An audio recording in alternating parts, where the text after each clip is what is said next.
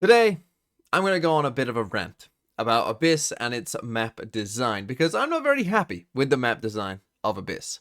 I know I'm not talking about, the various bugs and different things that seem to be able to work on Abyss that maybe shouldn't and will be patched, I'm sure.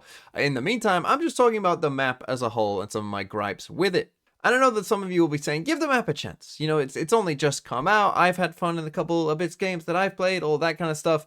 But I'm telling you that this map is going to have some problems. So let's dive into these problems. Whilst it's going on, you're going to be seeing some clips from my Discord, Throw City Custom 10-mans. Come and join the Discord. Come and play some Custom 10-mans if you want to as well, on Abyss maybe. But let's begin. And the first problem that I have with the map is the fact that it's a big map, right? And that means on big maps that certain agents just aren't really that playable, right? You think of agents like Brimstone, just on a map that's a certain size, like Brim just isn't going to be really a playable agent, and that's a bit of a problem. Now, I understand that there does need to be some big maps in the game, right? Because the inverse is true as well. That for agents maybe like Yoru or someone like Harbor, they favor playing on bigger maps, and, therefore, yeah, it's bad for some agents, but it's good for others. But I do think, there is a design argument to be made that, a certain amount of big maps, and I'm actually a bit surprised that they introduced another pretty big map into the game, because once you start getting quite a few of them, then for agents that,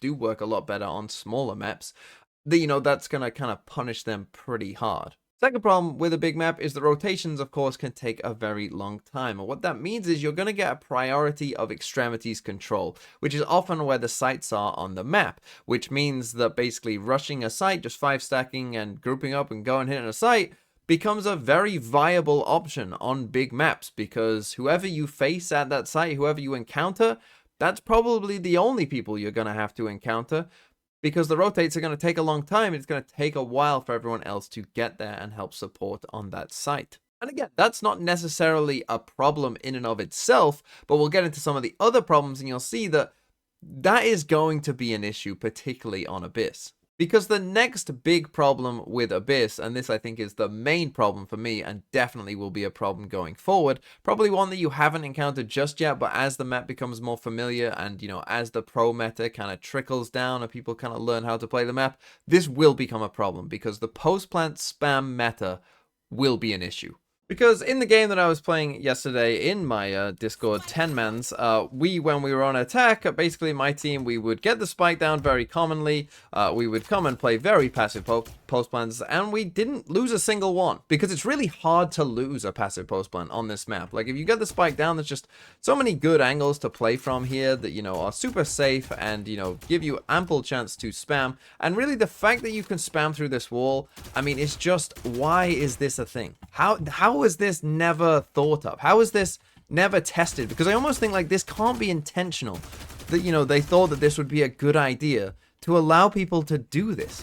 Because how is this a good idea? Right? If you plant the spike there, you can literally line like 3 different people up in here and just spam at like different elevations on this staircase as well. Like, who thinks that's a good idea? And we might never get that extreme with it.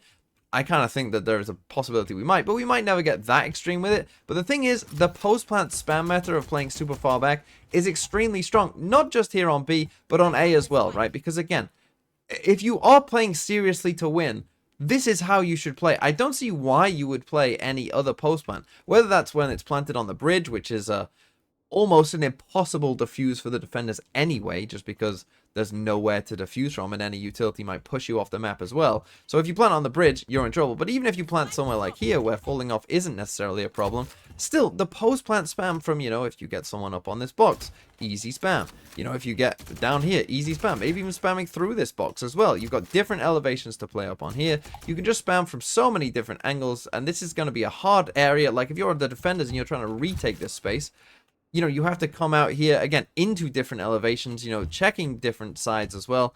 It's going to be so hard for the defenders to actually try and do anything about it. This, I think, will be the main problem with the map, because once that kind of post plant where you're playing super passive and just playing for spam, basically, becomes kind of the meta, once it reaches a certain threshold of success rate, then the map completely changes in terms of what you're trying to do. Because as the attackers then, your goal really isn't to take space at that point. Once you know that that's the post point you're going to play, it just becomes about getting the spike down.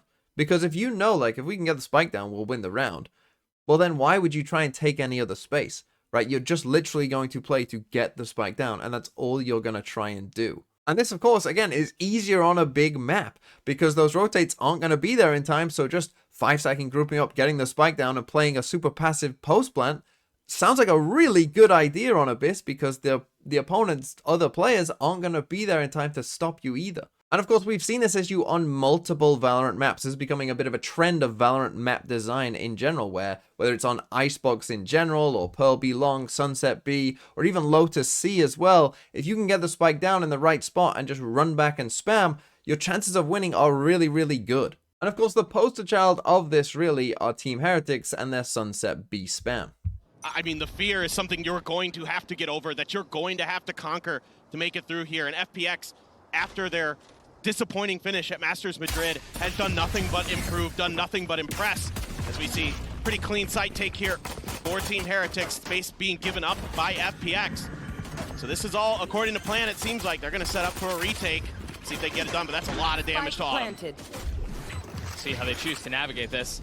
That Harbor Wall and Paranoia, barrage of utility already getting out onto the site, but Heretics wisely playing on the other side of it, not choosing to take the fight quite yet. Harbor up close to personal. Berlin will follow. Two drops two. The nade now to buy a little bit more time, and they have rolled the retake attempt from the defense. Yeah, just a little bit of extra room behind that high tide for TH to work with.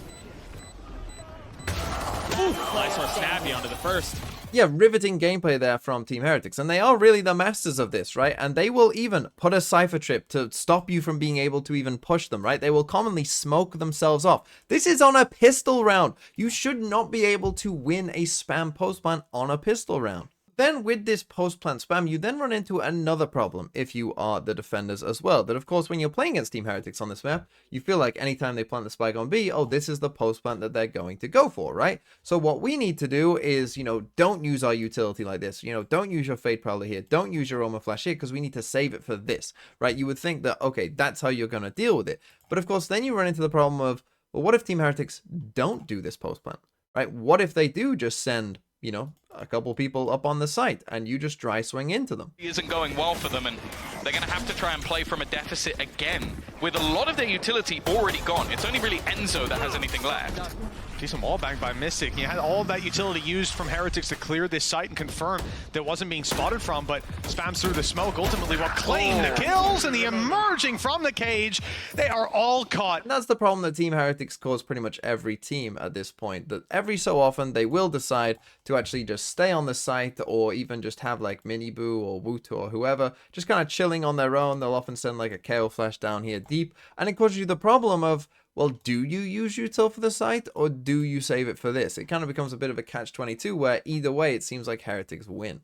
But for most of those other map examples I gave, it's normally only one site that is really a problem and the other one might be fine. But as I kind of showed earlier on, I think on Abyss, both sites will run into this problem. I think the B site will be a bit more extreme in terms of that, but I think the A site will also run into a pretty heavy spam post-plant meta. And all of these problems as well create another problem that is on Abyss, in my opinion, which is an unusable mid. Because when you look at this map and you look at mid in general, it's some very, very long corridors that, again, would take you an age in terms of like trying to actually get from one and then, pivot back to the other. You're going to have to use a ton of util to do this. It's going to be very difficult. The defenders actually start much more pushed up than you in mid in general. So it becomes like, for the attackers, it kind of becomes like, why would we ever use this space, right? Why would I even bother with it a lot of the time? The only real reason that you would ever probably bother with, showing yourself in mid at all is to really just, destroy any sentinel utility that's maybe there, right? And also to just slow rotations down, right? If you just show a bit of presence in mid, that might mean that, people instead of rotating here have to rotate the even longer way around through CT, and, that might be a bit of a benefit to you. But in terms of actually like taking mid and then, coming all the way down here and threatening some kind of like heavy B split or A split, I just don't get why you would ever bother. It's just probably never worth your time to actually do that for how much you're going to have to commit for, the gain that is probably not going to be there.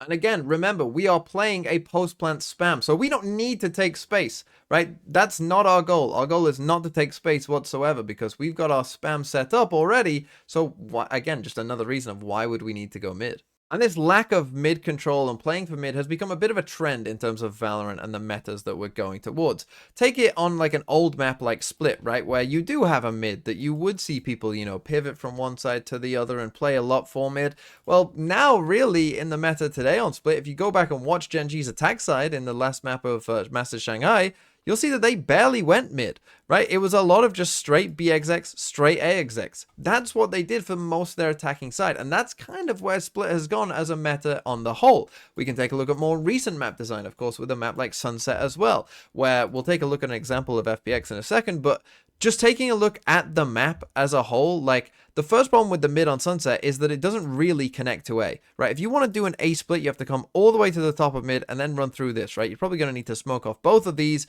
You're going to need the util to come and take this first space here. You're going to need to be able to get there quick enough to survive someone coming back behind you through this way, right? Like, the committal level is just so great for a minuscule reward, really. It's just never really worth doing something like an A-split on this map, which means that a lot of the time, if someone does come and take mid and they are threatening to do something, you know, it's probably going to end up being a B-split because that's really all they're going to do, or they're just going to come back A this way, right? Because you're not really ever going to want to do that, right? So you can kind of play around that as the defenders to begin with.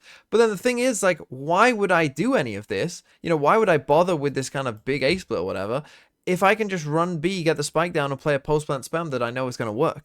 Right? Like, why would I ever bother with that when there's a simple option on the table? And then take that even further of, why would I ever even try a B split if I know that I can just do this and play spam from here and win the round, right? You're always just going to come back to the simplest solution.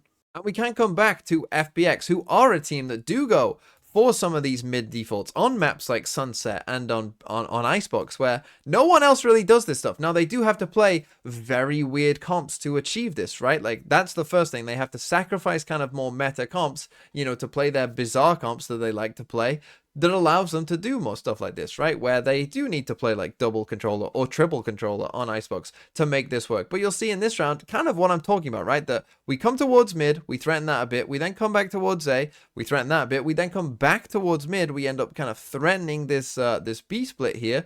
And then actually we're going to come back towards A, right? It's an interesting round. It's not a round that you see very often on Sunset whatsoever. You see that, you know, they do use a lot of the map. You see them threatening the B split. Now we're coming up to top mid, trying to find this kill. We're actually then going to start to come back towards A in our Cypher here. We're going to leave the lurk in mid with the Yoru, and that's actually going to find us a kill as well, right? And so, well, you see the first thing that I pointed out, right? That even when we did come up here, we're never actually doing this A split. We're just coming back to A, right? We're never actually going for an A split because that would be stupid, right? So that's kind of the first problem. But even in this round, right, they do all of this. They actually lose on time. They actually still lose this round, even though it's a really nice round and they end up finding the first couple kills. It's actually a 2v5 that they end up losing on time because it just took them so much time to get to this point in the round anyway. And there you have your main problem of they did all of this crazy round and it looked really pretty and it's cool, but they could have just gone B, got the spike down and played back here and probably won.